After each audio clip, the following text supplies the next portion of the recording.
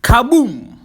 It's little Addy gonna be like Vybz Kartel, his father, the teacher, the king of dancehall. It's little Addy going to rule dancehall just like his father Vybz Kartel. People, make me see your comment. Yeah?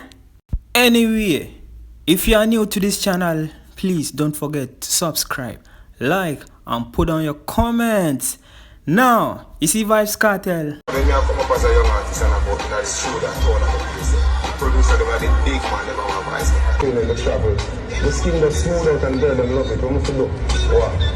Yo, people, listen this. None of Vybz Kartel's sons can match up Vybz Kartel musically.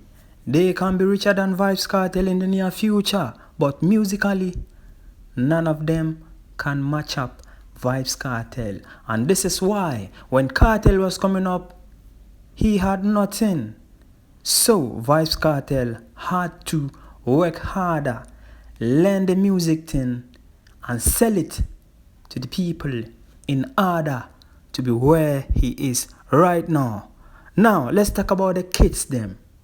Little Vybz, Little Addy, yes, and the rest of them, they have it in a silver platter. Right? So there's not going to be any hard work. No hard work in the music thing. Yes.